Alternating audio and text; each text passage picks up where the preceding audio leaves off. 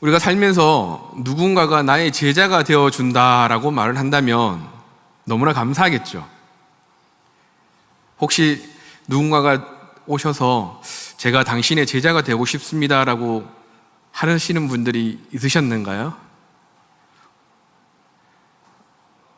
네. 보통 잘 없겠죠, 그죠? 그런데 누군가가 제자로서 내가 그 삶을 살기를 원합니다라고 말할 때 그 삶은 결코 쉽지는 않습니다. 너무나 어렵습니다. 때로는 너무나 힘이 드는 것이 제자로서의 삶을 사는 것이 참 힘듭니다. 왜냐하면 제자로서 이 스승의 가르침대로 살아가지 못하면 제자인 본인 스스로도 그렇고 또 그 스승의 삶에도 누가 되기 때문입니다. 제자는 스승의 도움을 통해서 깨닫게 되어집니다. 그리고 한층 더 발전하고 성장하는 것이 제자의 삶이기도 합니다. 그렇다면 우리 그리스도인, 그리고 하나님의 백성, 하나님의 자녀, 그리고 하나님의 제자라고 말하는 우리의 삶은 어떻게 살아야 될까요? 신약에서는 이 제자는 단어가 269번 등장합니다. 그리고 그리스도인이라는 말은 3회가 등장하게 되어지고요. 신자라는 말은 2번 등장합니다. 그렇다면 오늘 저희들이 본 말씀은 신약, 구약입니다. 구약에서는 이 제자라는 단어가 몇 번 나올까요? 20번 나옵니다. 이와 같은 이 횟수는 성경이 우리의 신앙생활에 대하여 특별한 의미를 주고 있음을 말하는 것입니다. 즉, 오늘 교회들의 임무는 기독교인이나 신자와 같은 종교인을 만든 것이 아니라 제자를 삼는 일, 바로 예수님의 제자를 삼아가는 일들을, 그 일이 가장 중요하다는 사실들을 우리에게 말하고 있습니다. 그 제자로서, 주님의 제자로서 삶을 사는 것이 가장 바람직한 신앙의 자세임을 우리에게 말하고 있다는 사실입니다. 제자의 삶은 자신의 모든 것을 다하여 깨닫고요, 지키는 것을 말하는 것입니다. 또한 전심으로 여호와의 도우심을 구하는 것이 바로 제자의 삶이라고 합니다. 우리가 예수님의 제자로 산다는 것은 그분을 따라가며 닮아가는 것을 말합니다. 예수님께서 제자들에게 남기고 분부하신 일을 수행하는 자들이 바로 제자입니다. 제자로서 가장 먼저 해야 될 게 뭐냐? 그 첫 번째가요, 교훈을 지키는 자라고 오늘 본문 말씀에서 말하고 있습니다. 록펠러 가문의 이 교훈을 보면 10가지가 있는데요. 그 첫 번째가 하나님을 친아버지로 섬겨라. 그 아버지가 복을 주신다. 두 번째, 평생 목사님과 좋은 관계 안에서 살라. 세 번째가 주일 예배는 항상 본 교회에서 드려라. 네 번째가 평생 11조 주머니를 준비하고 먼저 그것을 채워라. 다섯 번째가 아무도 원수를 만들지 말라. 여섯 번째가 아침에 네가 세운 계획, 목표와 비전을 위해 기도하라. 일곱 번째가 잠자리에 들기 전 반드시 반성하고 기도하라. 여덟 번째가 아침밥 먹기 전에 꼭 하나님의 말씀을 읽어라. 아홉 번째, 남을 도울 수 있으면 기쁨으로 도와라. 마지막 열 번째가 예배 시간엔 꼭 앞자리에 앉아라 라고 이 록펠러 가문의 교훈이 있습니다. 록펠러 가문이 처음부터 믿음의 가문이지는 않았습니다. 그는 자녀들이 지킬 수 있는 교훈을 만들어 자녀들을 훈육하였고 결국 믿음의 가문으로 만들어 갔던 것입니다. 그 가문의 교훈은 말씀을 기준으로 하였기에 결국 그 가문을 든든하게 만들었다는 사실입니다. 그렇습니다. 제자가 되어진다는 것은 우리의 전심으로 부르짖음을 말하고 있는 것입니다.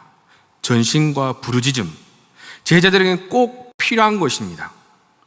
여기에서 전심이라는 것은 무엇입니까? 나의 모든 것을 다하여라는 것입니다.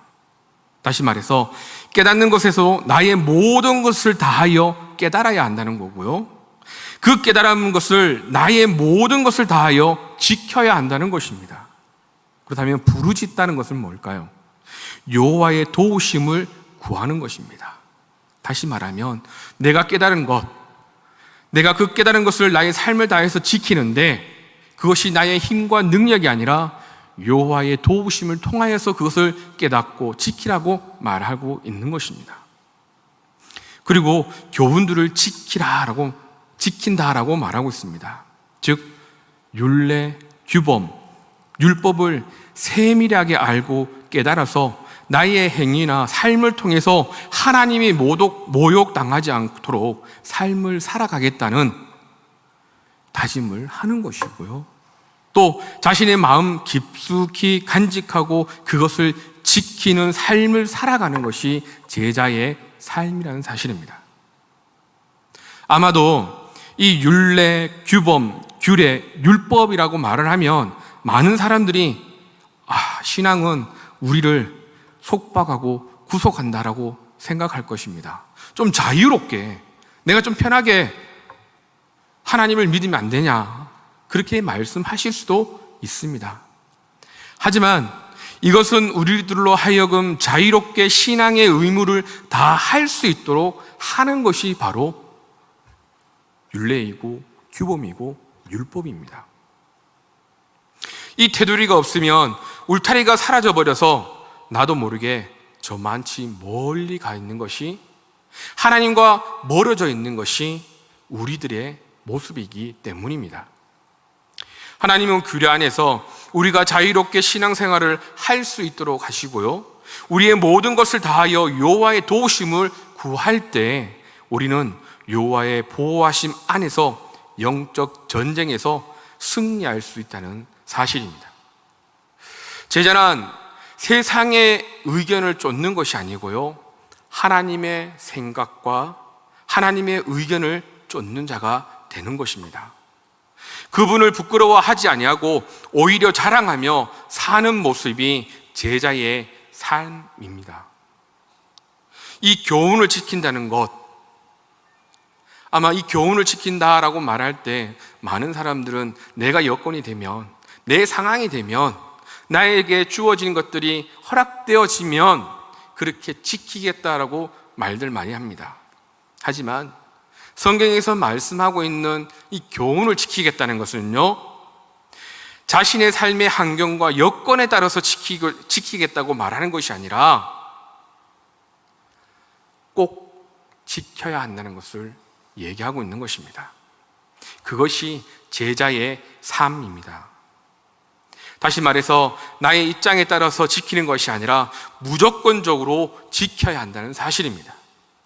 주님께서 우리에게 가르치신 내 이웃을 내 몸같이 사랑하라, 여러분들은 내 몸같이 내 이웃을 사랑하라는 그 말씀, 그 가르침에 어떻게 사랑하셨습니까? 아마도 많은 사람들이 나의 입맛에 맞는 사람, 나와 적대시되지 않는 그런 사람만 사랑한다고 얘기를 합니다. 그렇게 살았을 것입니다. 더 쉽게 말하면 내가 사랑할 수 있는 사람만 사랑하고 사는 게 우리들의 모습입니다. 그러나 주님께서는 그렇게 하시지 않았습니다. 제가 덕지덕지부터 시커먼 우리를 사랑하셨습니다. 아니, 사랑하십니다.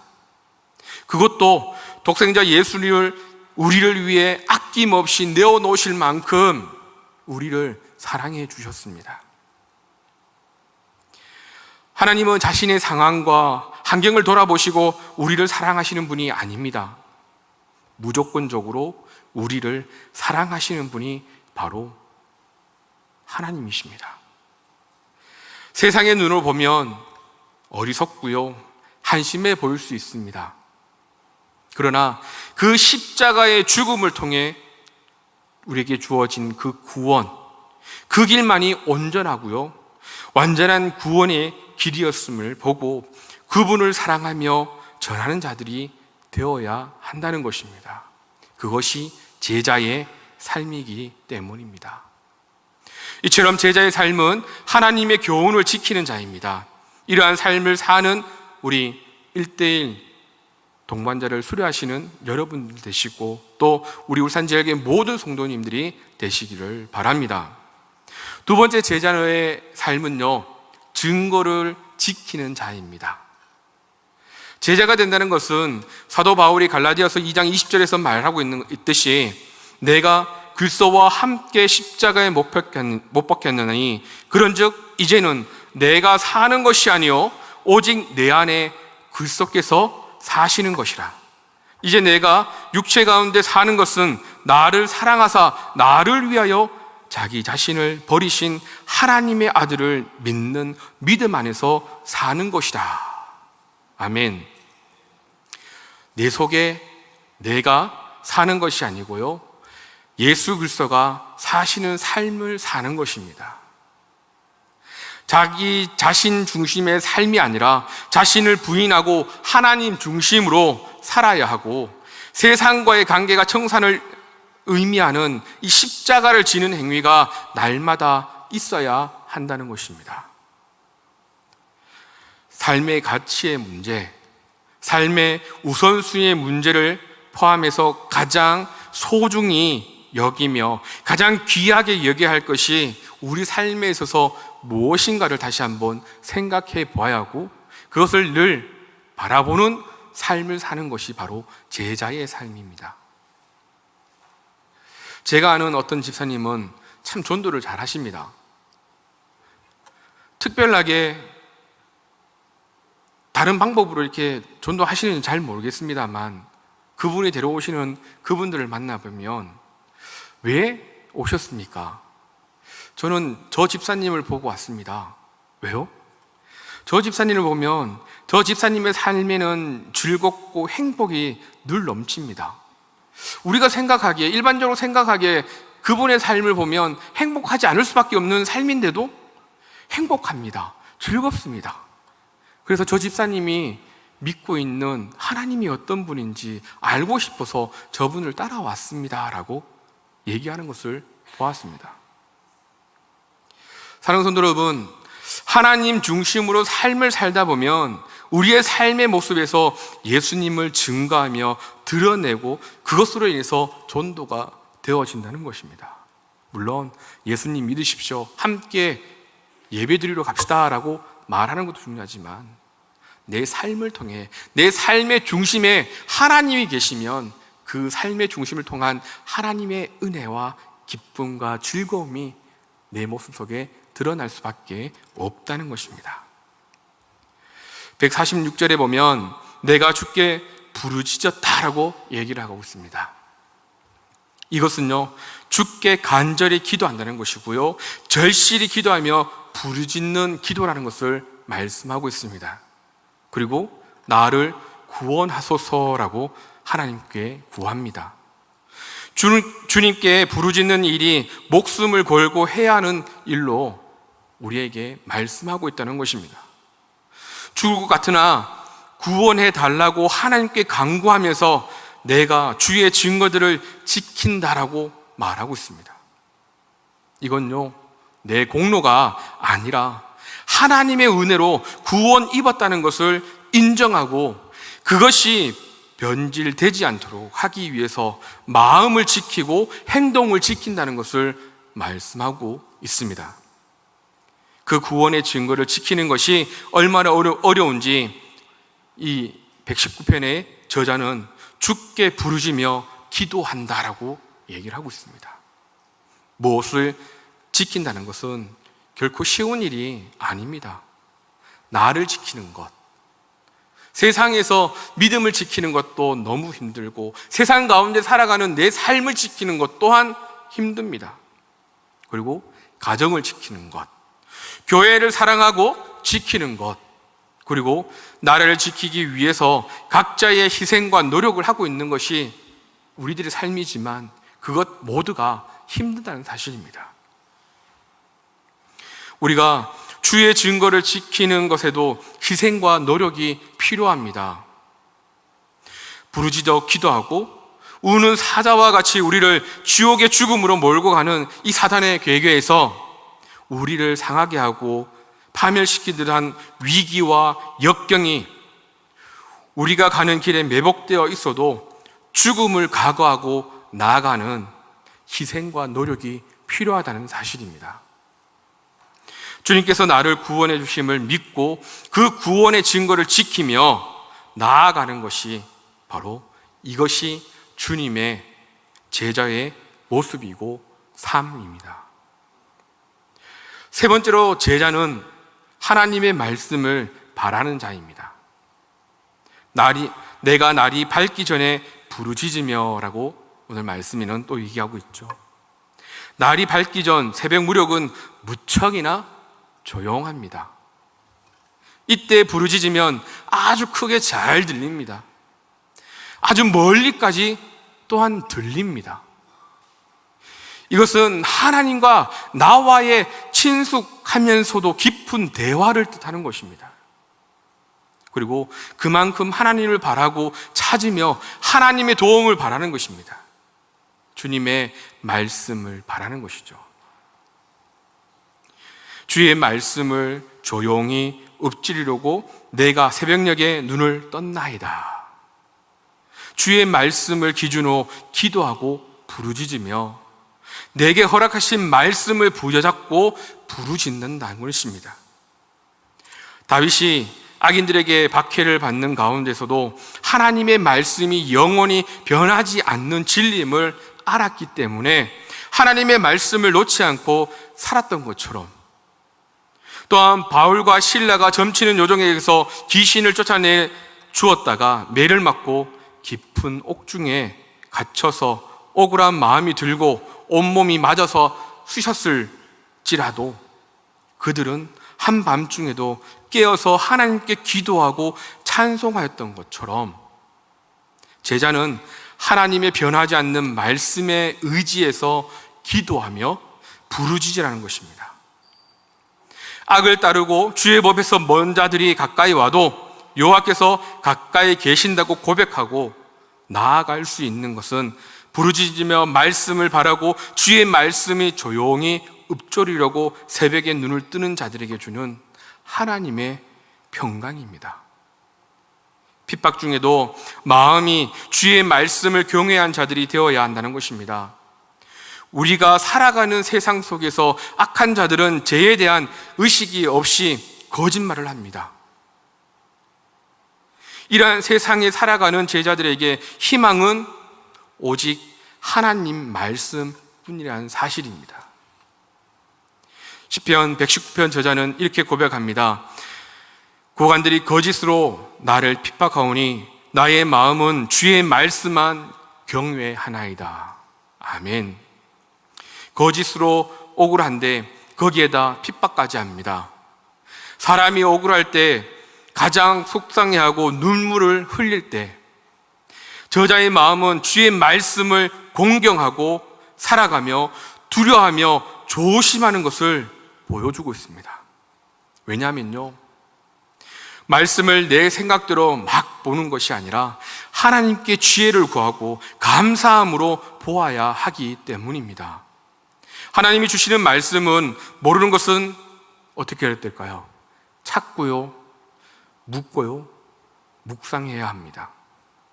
이것이 제자의 힘입니다. 하나님의 자녀들에게 힘이 되어진다는 사실입니다.